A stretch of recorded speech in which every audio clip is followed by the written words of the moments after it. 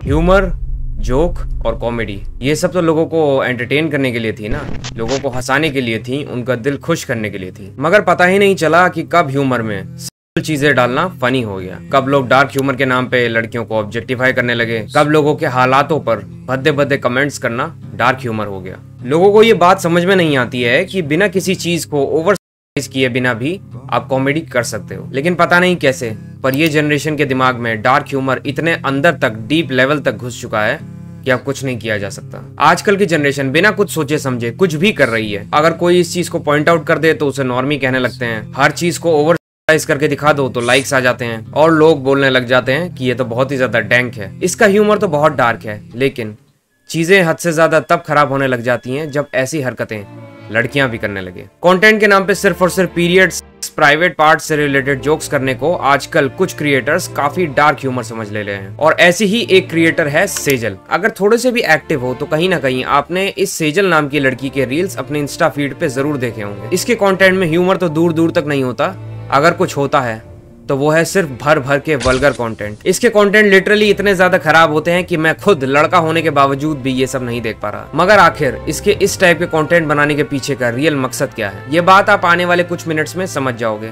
मगर उससे पहले इसके कुछ रील्स पे नजर डालते हैं। तो चलो बिना ज्यादा टाइम वेस्ट किए let's expose this so called dank queen of Instagram.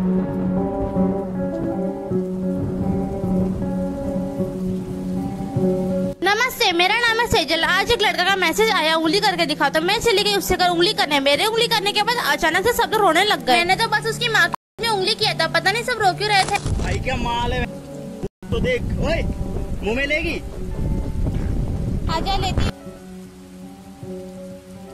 Period में leakage problem, use your boyfriend's mouth, क्योंकि आपके बॉयफ्रेंड के मुंह में है लीक लॉक टेक्नोलॉजी। कुल मिला के ये है इसका कंटेंट। हर रील कहीं ना कहीं वल्गैरिटी से जुड़ी हुई है, यहाँ तक कि ब्रांड प्रमोशन भी इससे बिना वल्गर वर्ड्स यूज किए नहीं किया जाता।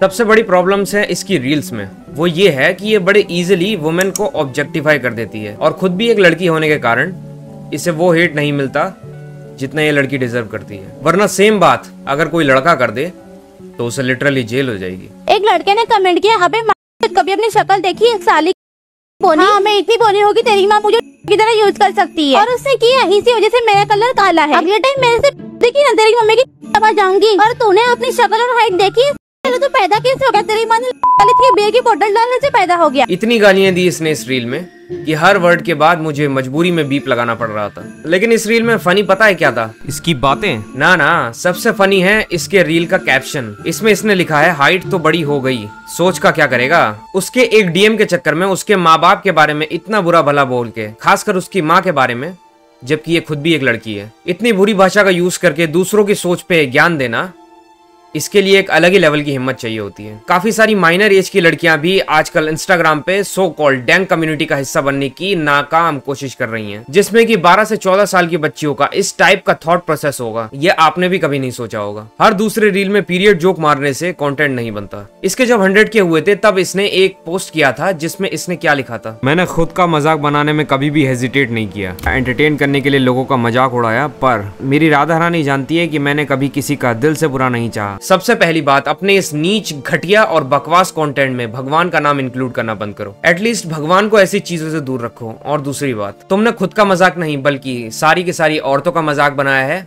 बल्कि उन पर वल्गर कमेंट्स करना, उन्हें ऑब्जेक्टिफाई करना, उन्हें ओवर सेक्सुअलाइज करना, ये सब नॉर्मलाइज किया है तुमने। और क्लियर कट बात कहूंगा, इसे कंटेंट नहीं बोलते, इसे एंटरटेन करना भी नहीं कहूंगा। अगर कोई ऐसा कंटेंट देख के एंटरटेन हो रहा है तो प्रॉब्लम उसके दिमाग में भी है। और एक और बात, इसने अपने कैप्शन में लिखा है कि आई होप मैं तुम लोगों को डिसअपॉइंट ना करूं। काश इतना अपने माँ बाप के लिए सोच लिया होता।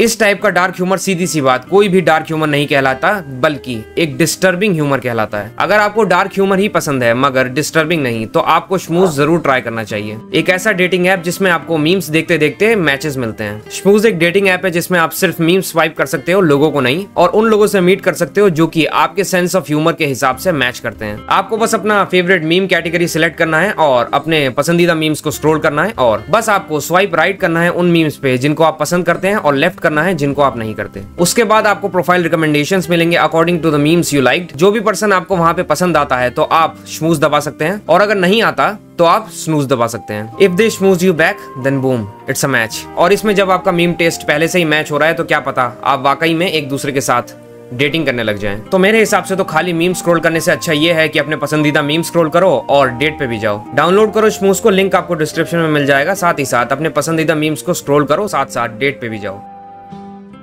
फॉलोवर्स तो आज हैं और कल नहीं रहेंगे। फॉलोवर्स के लिए सेजल आज रेलेवेंट है और कल नहीं रहेगी, मगर माँ बाप तो एक ही होते हैं ना। तो फॉलोवर्स की चिंता करने से पहले उनकी इज्जत की चिंता करो तो ज्यादा अच्छा रहेगा। क्या जमाना आ गया है यार, उन फॉलोवर्स की चिंता है जिन्हें आज तक फेस टू फेस मिली तक नहीं, मगर उन माँ बाप की इज्जत बिल्कुल भी नहीं है जिन्होंने पैदा किया, पाल के बड़ा किया। इवन उन माँ बाप पे भी इस टाइप की रील बनाई जा रही है जो कि बिल्कुल भी एक्सेप्टेबल नहीं है। मैं प्रेग्नेंट हूँ ये बोलकर आज मैं पापा मम्मी के साथ प्रैंक करूंगी। चलो देखते हैं क्या होता है। मम्मी पापा मैं प्रेग्नेंट हूँ। इसने तो अपने माँ बाप तक को भी नहीं छोड़ा, तो भूल ही जाओ। अब बात करते हैं ऐसे वीडियोस बनाने के पीछे की साइकोलॉजी की, कि आखिर क्यों इसने सारी हदें पार कर दी बेशर्मी की। दरअसल इसकी वीडियोस से ये पता चलता है कि ये एक लोअर मिडिल क्लास फैमिली से बिलोंग करती है, जो फाइनेंशियली इतने स्ट्रांग नहीं होंगे, जिस वजह से इसने सोशल मीडिया की हेल्प से पैसे कमाने का सोचा होगा। और जैसा कि आप मेरे कमीला और माइनर गर्ल्स वाले वीडियो में अच्छे से देख चुके हैं कि लड़कियां जब फेम और पैसे के पीछे भागती हैं तो किसी भी हद तक जा सकती हैं, चाहे उसके लिए अपनी प्राइवेट वीडियोस का ही सौदा क्यों ना करना पड़ जाए। और अगर आपको एक बार इंस्टा पे इजी फेम की लत लग गई तो आप एक ऐसी दलदल में धंसते चले जाओगे जिससे निकलना ऑलमोस्ट नेक्स्ट टू इम्पॉसिबल है। अब बात रही सेजल की, तो उसने देखा कि हर लड़की तो आजकल इंस्टा पे सिर्फ मेकअप वगैरह के रिलेटेड वीडियोस बनाती है, डांस करती है, सिंगिंग करती है। तो इस जॉनरा में वायरल होना तो काफी ज्यादा मुश्किल है। और वैसे भी ये सब करने के लिए तो टैलेंट चाहिए ना। अगर बिना टैलेंट के वायरल होना है तो ऐसा करती हूँ, आजकल डार्क ह्यूमर के नाम पे लोग हर लाइन क्रॉस कर देते हैं, तो मैं भी क्यों ना यही करूँ। और अगर लड़की होके डबल मीनिंग बातें, प्राइवेट पार्ट्स पे जोक करूंगी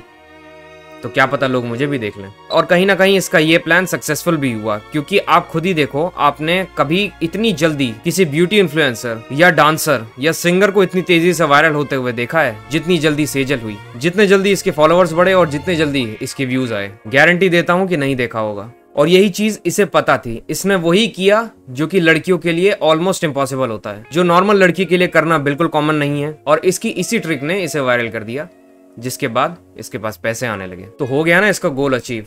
बस यही तो चाहिए था। अगर घर वाले भी कुछ बोले तो उल्टा उन्हें ही सुनाएगी, क्योंकि अल्टीमेटली सबसे ज्यादा उनसे पैसा तो यही कमा रही है ना। और अगर फिर भी हद से ज्यादा पॉइंट आउट करने लगे तो घर से अलग होकर काम करने लगेगी, क्या प्रॉब्लम है। मगर शायद इसे अंदाजा भी नहीं है कि इसका इन्फ्लुएंस समाज पे कितना ज्यादा गंदा इफेक्ट कर सकता है। क्योंकि जैसे वेस्टर्न इन्फ्लुएंस के बारे में मैंने आपको अपने माइनर गर्ल्स वाले वीडियो में बताया था, वही सेम चीज यहाँ भी हो सकती है। जैसे वेस्ट में बड़े न्यूडिटी को देखते हुए इंडिया की लड़कियां, जिनमें माइनर गर्ल्स भी आती हैं, उन्हें भी अपनी वीडियोस में न्यूडिटी दिखाना स्टार्ट कर दिया। ठीक वैसे ही सेजल को देखकर और भी लड़कियां अपने प्राइवेट पार्ट्स पर जोक बनाना चाहेंगी, पीरियड्स पर जोक बनाना चाहेंगी और ऐसे ही सेक्सुअल जोक्स बना के वायरल होना चाहेंगी। क्योंकि सेजल ने एक ऐसा एग्जाम्पल सेट कर दिया है कि अगर आपको कुछ भी नहीं आता फिर भी आप आज के जमाने में ऐसी घटिया चीजें करके भी एक मिडिल क्लास से ज्यादा पैसे कमा सकते हो। ऐसे क्रिएटर्स को बढ़ावा देने की जगह हमें इनके कंटेंट को रिपोर्ट करना चाहिए, ताकि आगे चलकर ऐसे क्रिएटर्स औरतों को ऑब्जेक्टिफाई करना, सेक्सुअलाइज करना कतई नॉर्मलाइज ना कर पाए। तुम्हें पता है मैंने अपने पीछे ये बैटमैन का लोगो क्यों लगाया था? क्योंकि भले ही बैटमैन डार्कनेस में रहता हो, लोगों से छुपता हो,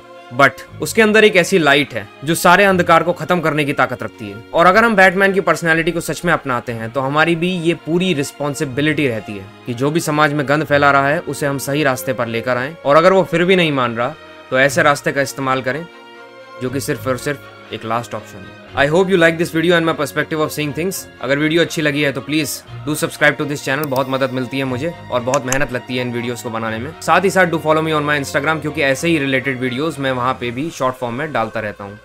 मिलूंगा आपसे नेक्स्ट वीडियो में, तब तक के लिए आपका अपना एब्सोल्यूट पीस आउट।